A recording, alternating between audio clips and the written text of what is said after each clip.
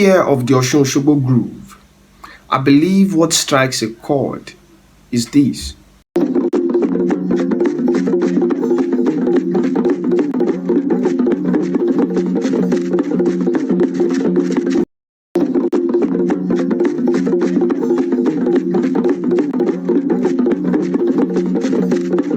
But beyond this is a sanctuary that blends spirituality with architecture.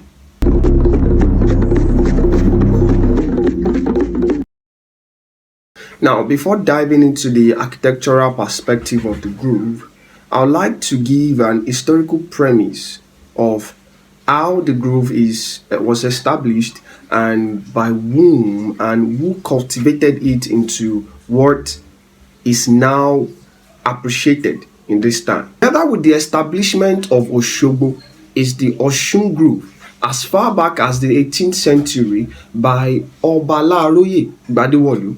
This spiritual site dedicated to Osun, the goddess of love, prosperity, and fertility, was established. Legend has it that when the people were settling, they unknowingly destroyed the sacred grove of Osun, which made the river goddess to speak from the river, and she forbade them from cutting down the trees from the grove, which in return for their obedience blessed them. And because of this blessing, Obalaroye decided to be offering rituals yearly so as to be blessed by the river goddess. A significant event happened in the 1950s when the late Austrian artist Susan Winja, also known as Adoni Olorisha, moved from Austria and came down to Nigeria with her husband. The husband was teaching in Ibadan while she was introduced to the Yoruba tradition. Coming down to Ile Yoruba, Osogbo, in Osun State to be precise, gave a turning point to the groove. Having been fully taught about the tradition, knowing the nitty-gritty of the Isheshe, herself and the locals, the artists and the other devotees decided to come together to restore and make the Osun groove the phenomenal masterpiece with sculptures and shrines that scaled the traditional site into the global importance that it is today due to our artistic vision.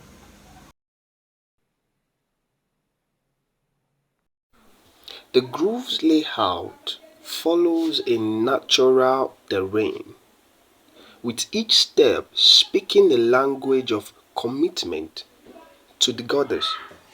Now, when we look intricately at the shrines, the pavilions, the structures that are in the grooves, we will notice that they are sculpted rather than built.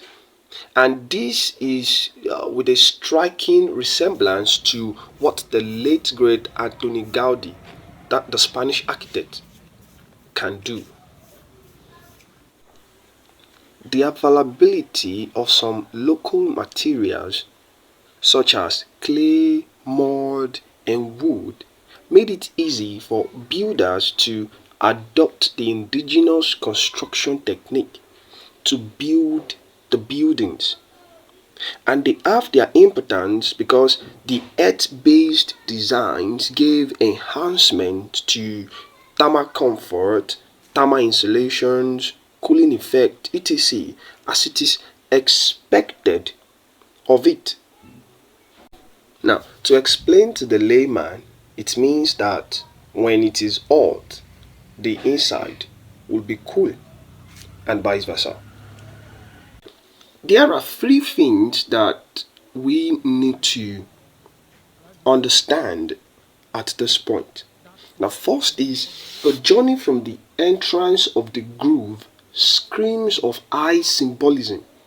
I mean, right from the short dwarf walls down to the sacred shrines are depictions of Yoruba motifs such as snakes, birds, rivers, and every form of leaders, strong warriors of the past.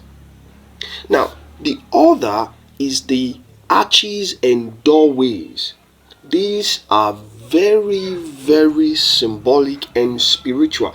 In fact, our tour guide showed us a building which you are looking at, and she said that this is a pathway for the Aruba to walk through directly into the grove.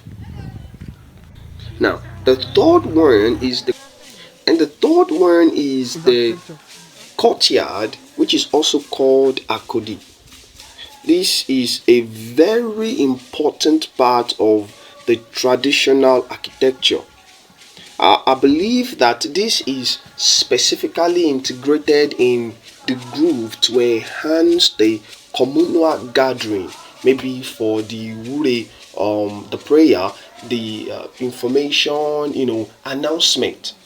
Now, to a layman or a spiritualist, this is just a shrine, but to an architect, is a masterpiece of organic architecture. And because of this, it is worthy to mention that it's a UNESCO World Heritage Site since the year 2005. Now, to whoever is watching this video, either an architect or an architect in training, or just an ordinary person who just want to dive in to see the groove from an architect perspective, now that you've seen it, what are your thoughts about it? Thank you so much for watching this far.